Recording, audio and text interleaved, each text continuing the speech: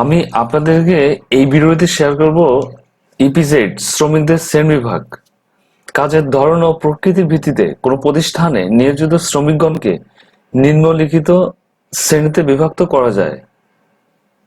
Number 1 শিক্ষাধীন apprentice. Number 2 সাময়িক বা casual.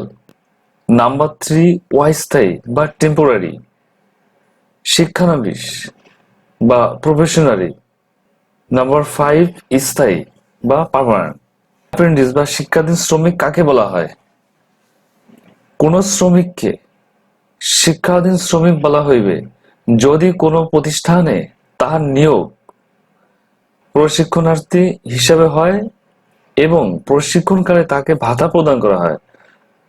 অর্থাৎ অ্যাপ্রেন্টিস শ্রমিক তাদেরকে বলা হবে যারা যে সকল শ্রমিক কোন প্রতিষ্ঠানে প্রশিক্ষণ নেয় এবং প্রশিক্ষণকালীন সময়ে প্রশিক্ষণ চলাকালীন সময়ে তাকে ভাতা প্রদান করা হয়, তাকে বলা হয় অ্যাপ্রেন্টিস বা শিক্ষাধীন শ্রমিক। এরপর আসুন সাময়িক বা ক্যাজুয়াল শ্রমিক কাকে বলা হয়? কোন শ্রমিককে সাময়িক শ্রমিক বলা হইবে যদি কোনো প্রতিষ্ঠানে সাময়িক ধরনের কাজে সাময়িকভাবে তাকে নিয়োগ করা হয়। অর্থাৎ কোন শ্রমিককে যখন সাময়িকভাবে কাজের জন্য নিয়োগ দেওয়া হয় তাকে সাময়িক বা ক্যাজুয়াল শ্রমিক বলা হবে। অস্থায়ী বা টেম্পোরারি শ্রমিক কাকে বলা হয়? কোন শ্রমিককে অস্থায়ী শ্রমিক বলা হইবে যদি কোনো প্রতিষ্ঠানে তাহার নিয়োগ এমন কোনো কাজের জন্য হয় যাহা একান্তভাবে অস্থায়ী ধরনের এবং যা সীমিত সময়ের মধ্যে সম্পূর্ণ হইবার সম্ভাবনা থাকে।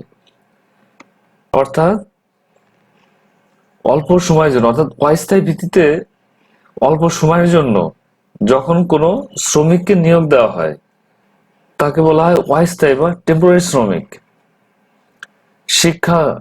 শিক্ষানবিশ বা প্রফেশনারি শ্রমিক কাকে বলা হয়?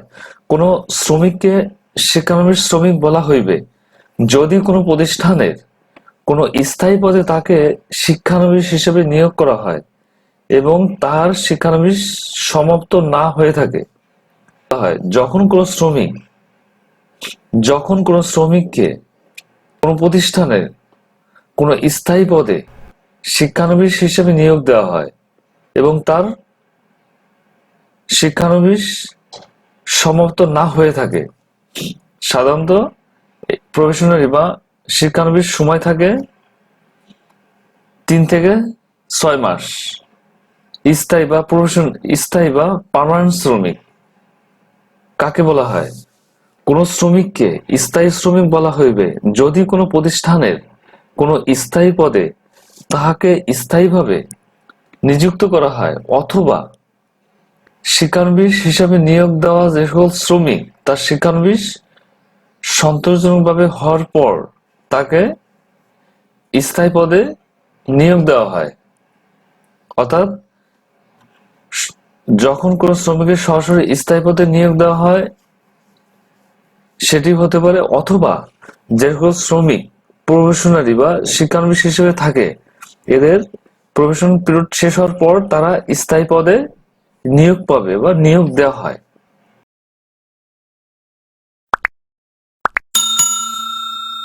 এই ছিল ইপিজেডের শ্রমিকদের শ্রেণী বিভাগ।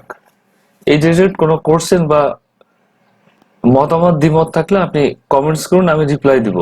সবাই ভালো থাকবেন, সুস্থ থাকবেন। আল্লাহ হাফেজ।